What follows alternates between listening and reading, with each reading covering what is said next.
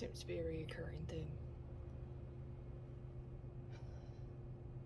I tried really hard not to set expectations of myself, and yeah, I still did.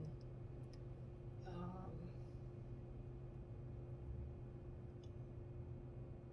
it's funny, I came on to chat through some things, but I had this epiphany right as I was coming on, and I want to start with that, even though it's completely irrelevant to anything else that I want to jump on about. But I was talking through some things, and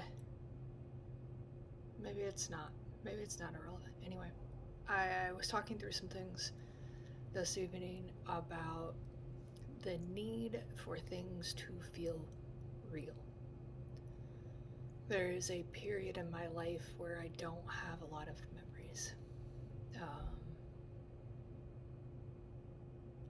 I have a very photographic memory, and there are things that I remember in very fine detail, but there is a period from about the time that I was 4 to about 7 that I have very minimal memories.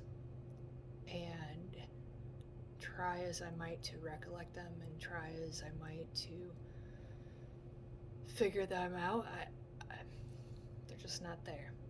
Um, that is normal for someone who's been through trauma.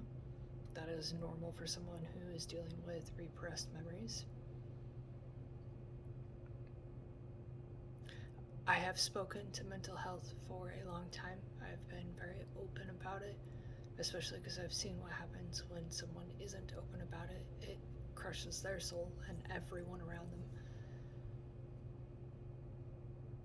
But it feels like a whole nother level of things to be able to say, there are things locked in here that I don't have access to, and I may never have access to. So there are yucky things, there are horrible things that I am aware of and that have surfaced, and then there's question mark. So we were talking through that, and I was talking about the need for things to be real, and to me, things being real is things that are tangible, things that I can touch. Um, the fact that I'm heavily tattooed, I recently discovered that the reason that I drank so heavily and the reason that I loved drugs, like people talk about drug addictions and I'm like,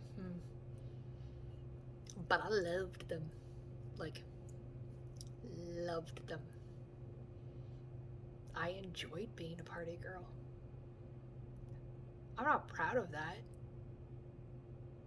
but there's a certain part of me that I now understand that I felt alive. Those things made me feel real. It's a facade, I get that now. But at the time, it was what I needed to feel real. Tattoos to me are that. Like, I feel the pain and I can see it, and it's evidence that I exist, it's evidence that it's real.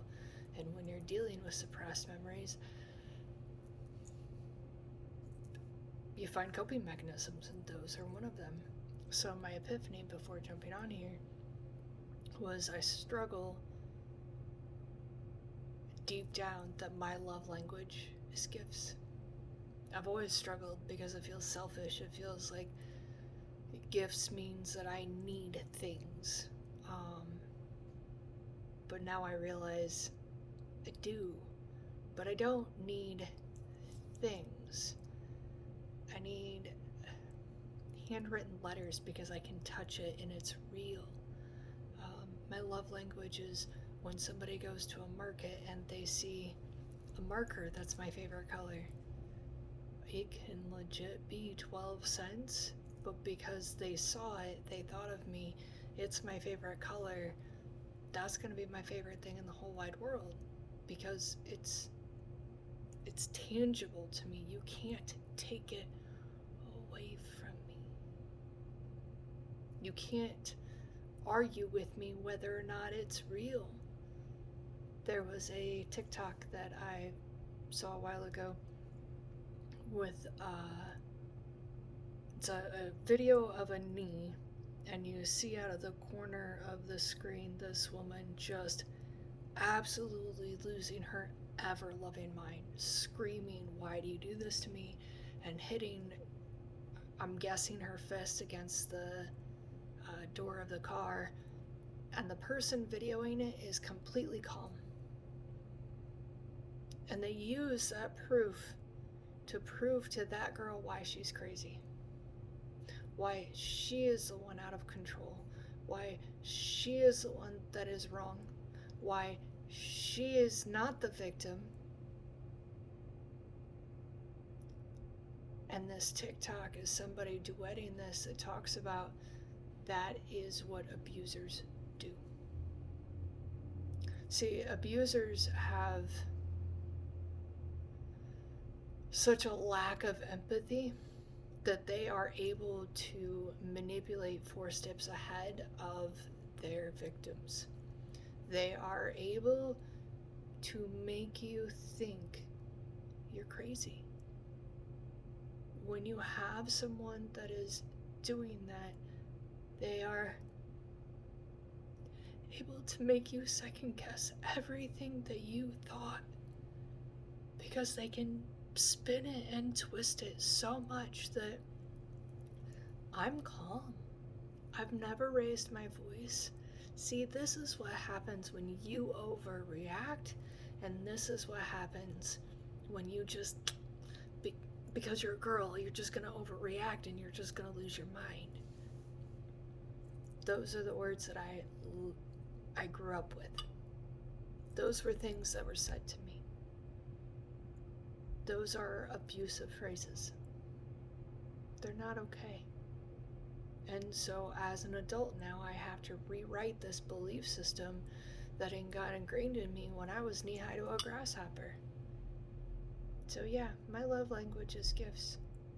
Not because I want to be butt off, but because I can hold this, it's real, and you can't take away what's real. And that's more important to me. That's a hard epiphany. But I also love giving gifts. They're fun. They're where the magic lives. And I choose to hold on to that. I won't give that up because it gives me joy. Whether it's in my DNA or not, it doesn't matter, because it gives me joy. And that is what I'm going to use to choose moving forward. You know, when COVID originally hit, we had a lot of downtime, and I had a lot of time to really think about things, and I decided then, if it's not easy or fun, I'm not playing it. Go ahead and laugh, get it out of your system. Okay, go ahead and tell the screen that I'm crazy. Not the first time I've heard it. Cool, just get in line. But hear me out. If it's not fun and it's not easy, I'm not doing it. I'm not playing. Here's why. If it's fun, I'll bust my ass for it. Good for that. If it's fun, then there's a reason I'm going to do it. There's a joy that comes behind it. See where I'm going with it? Okay. And there's some things that aren't fun, but if I can find an easy way to do it, I'll do it. If I can't find an easy way to do it, then it's not a job I'm meant to do, which means I need to find a way to pay someone else to do it. It doesn't mean that it doesn't happen. It means that I need to find another way to make it happen. So, not fun, not easy, and now I'm going to add a third rule because of this week. Does it bring me joy? Because this week's fucking hard. This week sucks. This week's gross. But it will be what brings me joy. It will be what allows me to find my place in this world. My purpose. My passion is hope. My passion is people. People. Because people are innately good, even with all the things I've seen, the things I've done. So I've written the first set of content, which was called Vile, and they sucked. I've seen some shit. I've tried to unsee some shit. Go back to the beginning of this video and you'll see that apparently my safety mechanism has made sure I don't see some shit. The next bit of content was called Saving Grace. And it was cool to write that because I had little spots in my life where people were my saving grace. Things like my grandfather taking me to a Cardinals game. It was a Cardinals game. I miss baseball. But it brought him so much joy to look forward to going to that game and sitting in those bleachers and watching the game. He didn't care who won. He didn't need a big soda while he was there. It was going to the game and being a part of that day. It was simple. It was joy. And if I didn't have that, I don't know that I would have been saved, and I don't know that I would have grace. And by the way, grace just means honoring love, whether that's within yourself or someone else. Grace means a lot to me. I have it tattooed along with a few other words, because along with forgiveness, I think it's the thing we forget to give ourselves the most. We give ourselves these high expectations, but we forget that if we really, really want to play at that level and go there, we have to start with grace. We don't attain those things without love first. Sure, you can attain all the success you want in the world. I've seen people that have plenty of this. But what else do they have? I don't want to be that shell that has this, but doesn't have the family. Has this, but doesn't have love. It is worthless to me. See, I need to have the family and the love and the joy for the money to matter. I have other checks that have to be a part of my life for that to be a thing. It's a vehicle, not an end spot. Because, spoiler alert, we all kind of end the same. Think about that. I'm not in a rat race with anybody, because I don't want to get to the finish line first. The finish line's kind of finish. Done. No thank you. I want to be part of the evolution. I want to be a part of stopping the cycle. And it's this thought that I had never realized, but stopping the cycle means you have to save yourself first. And because of all these people that were put in my path, all these people that I was allowed to be a part of their lives, I had that. So, I've written Vile, Saving Grace. I really wanted to write the stuff on miracles. Said it before, I'll say it again. I have some really cool shit in my life. Like the fact that I can speak right now. That's a miracle. 2 reasons. 1, because I had an aunt marry into the family that spent time as a speech pathologist teaching me how to say my T's. She told everybody else she was taking me on walks. I know she did so much more than that. It wasn't just a walk. And even though I don't get time with her now, I still have that love. I still have that understanding for what she has given me.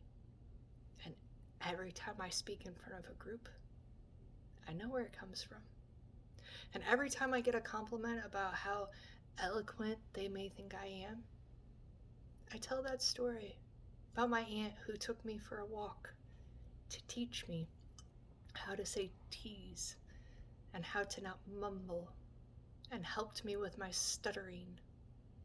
Because when I'm real tired, y'all, I mumble like a motherfucker. Just ask my wife. And we've gotten to the point in our relationship that I can be like, oh my god, am I mumbling? And she's like, yes, you are. Noted. Sorry, babe. Because I'm pretty sure I sound like Beaker from the Muppets.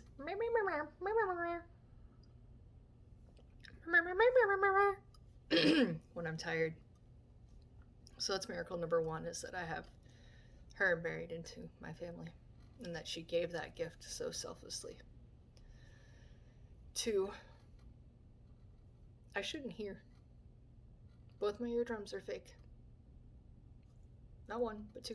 Both fake. Both of them didn't take the first time. So I've had to have them done twice. So not only are my eardrums fake, but the bones in your ears are called ossicles.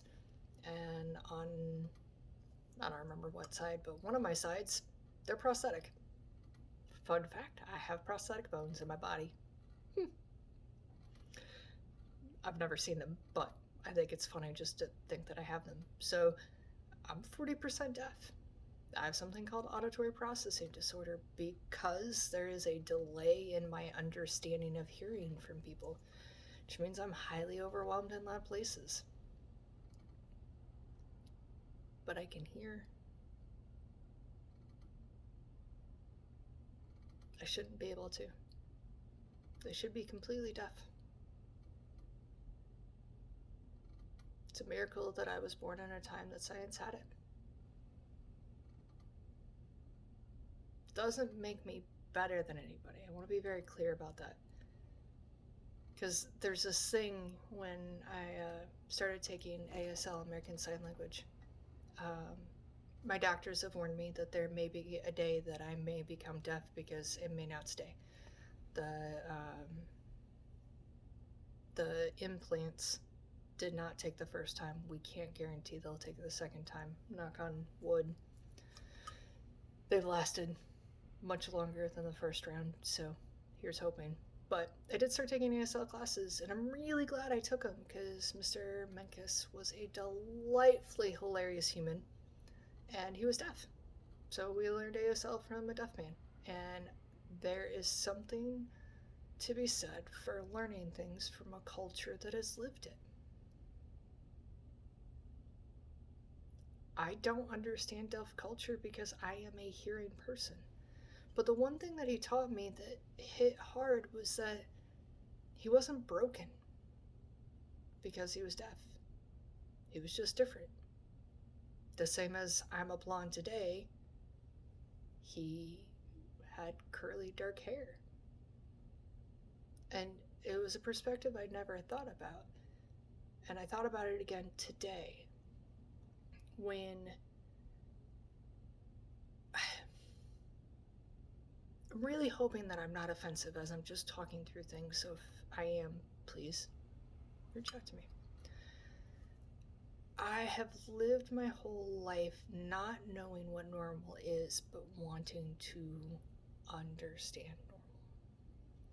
And I realized today when the trailer, I guess it's a trailer, went by that said National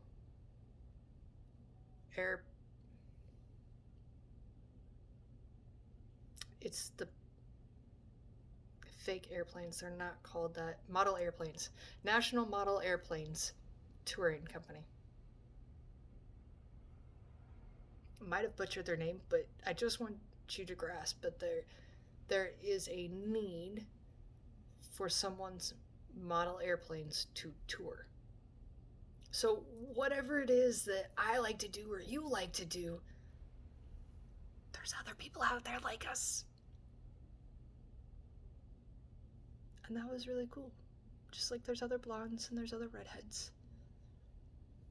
There's probably somebody else out there that has fake eardrums like me. I just haven't met them, but they exist. So I think normal's more relative than I've ever thought about or made it to be. And that's kind of a cool thought, especially after all these years of trying to be normal. And now I don't care if I'm different. So I'll leave this thought for tonight. I am going to do a different segment dealing with a different situation that's separate from this one. I will likely not write anymore this trip. I might write in the morning if I feel like it. But I wanted forgiveness and I wanted peace. And I am exhausted. But I think I'm exhausted because I found those things. I think I'm exhausted because I've given myself the grace to not have to be productive, to just exist. So I hope you give yourself permission to exist. And then someday, when we all grow up, we can exist with joy. Wouldn't that be grand?